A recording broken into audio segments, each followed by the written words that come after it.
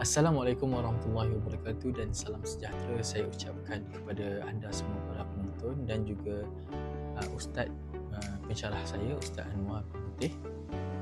InsyaAllah pada kali ini saya akan membahaskan atau menceritakan sedikit mengenai tokoh pimpinan negara yang telah saya pilih, yakni tak lain tak bukan beliau merupakan seorang daripada tokoh pimpinan yang diingati, yang disanjungi, yakni tak lain tak bukan iaitu Datuk Seri Muhammad Najib bin Tun Abdul Razak.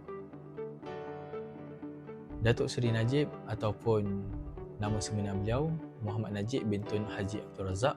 Beliau dilahirkan di Bukit Bios, Kuala Lipis di Pahang pada 23 Julai 1953 dan mempunyai 5 orang adik-beradik dan kesemuanya adalah lelaki.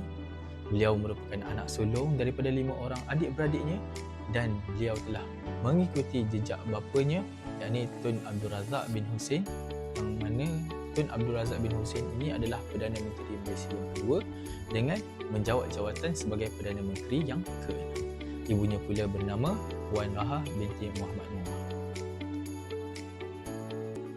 Seterusnya kita melihat kepada latar belakang pendidikan beliau, yang mana beliau telah mendapat pendidikan awal di Institusi Estijan di Kuala Lumpur dan beliau telah belajar di sana sehingga kepada peringkat menengah.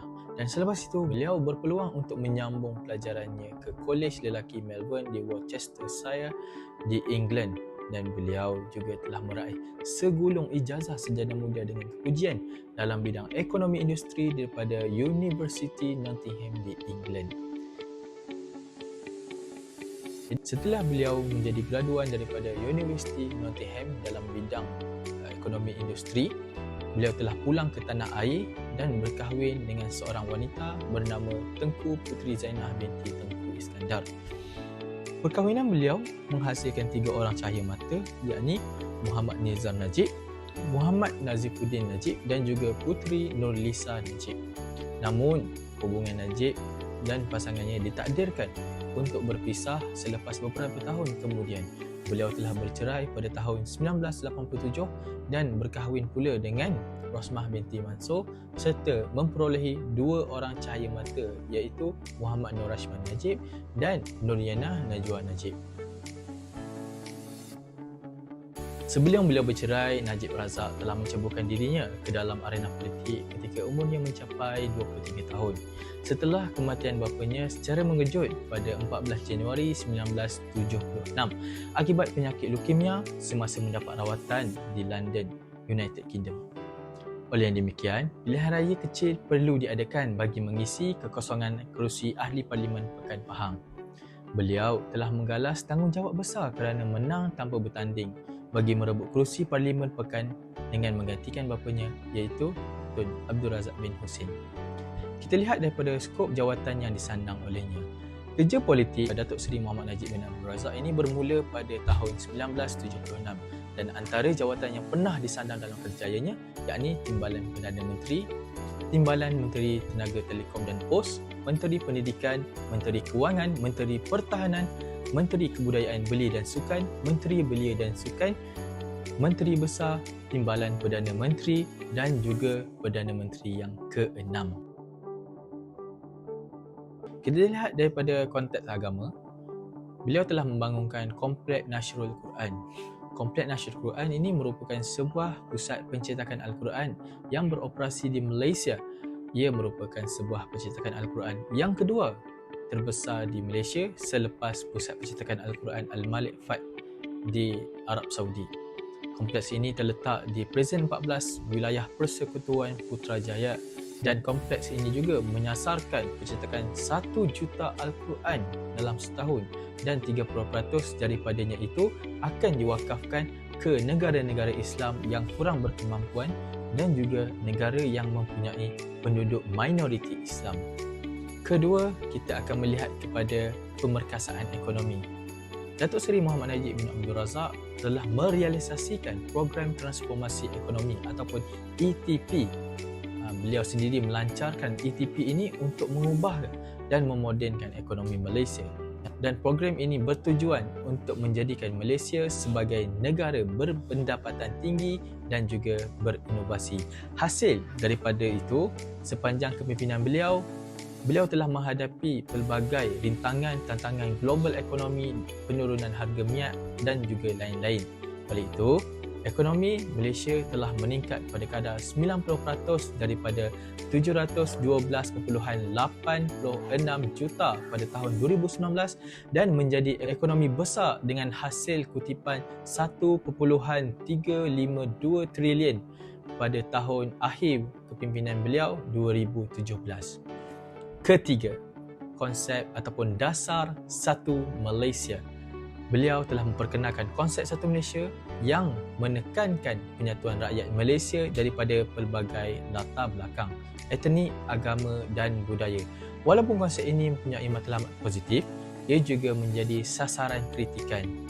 Dengan penggunaan slogan Satu Malaysia, pelbagai inisiatif yang telah dibangunkan oleh Datuk Seri Mahmud Najib bin Abdul Razak seperti mewujudkan bantuan rakyat Satu Malaysia, baucer buku Satu Malaysia, klinik bergerak Satu Malaysia, kedai rakyat Satu Malaysia dan mewujudkan perumahan penjawat awam Satu Malaysia, rumah prima bagi individu ataupun isi rumah yang berpendapatan RM10,000 ke bawah, bantuan musim tengkujuh sebanyak 600 untuk 3 bulan kepada 440,000 penoreh getah, skim allowance sara hidup nelayan sebanyak 300 sebulan dan pemberian bantuan sekolah sebanyak RM100 bagi seorang pelajar. Pembangunan projek mega. Pembangunan projek mega yang pertama kita boleh lihat pada sudut pembangunan exchange ataupun TRX. Pembangunan ini telah menjadi salah satu sumbangan daripada Datuk Seri Mahmud Najib bin Abdul Razak kerana pembinaan The Exchange 106 ataupun menara TRX ini dibina di Tun Razak Exchange Kuala Lumpur. Pembinaan ini bermula pada 29 April 2016 dan disiapkan pada pertengahan 2019. Namun disebabkan penularan COVID melanda, menara ini telah mendapat kunjungan daripada orang ramai pada akhir tahun 2023. Menara ini sejurus akan menggantikan Menara Berkembar Petronas KLCC sebagai bangunan tertinggi di Malaysia dan di Asia Tenggara. Kedua, kita lihat pada pembangunan warisan merdeka ataupun Menara Merdeka 118.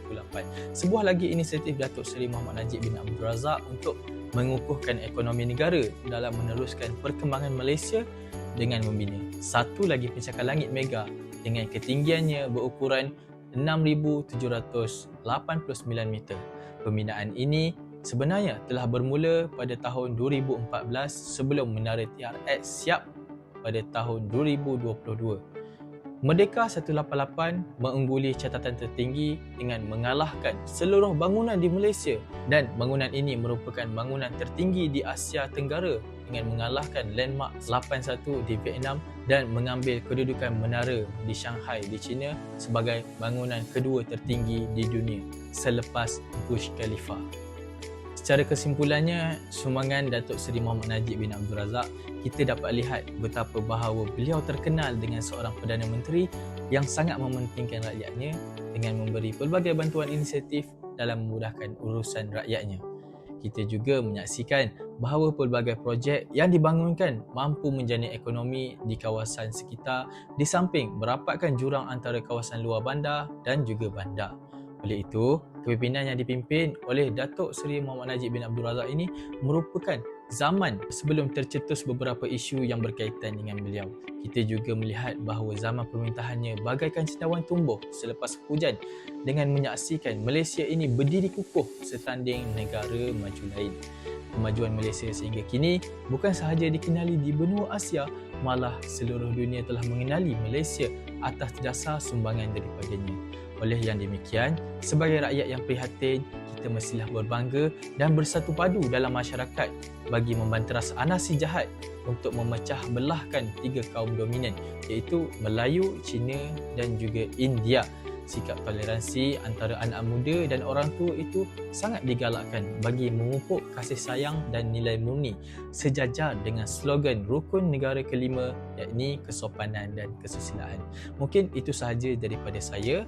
Wabillahi taufiq wal hidayah. Wassalamualaikum warahmatullahi wabarakatuh.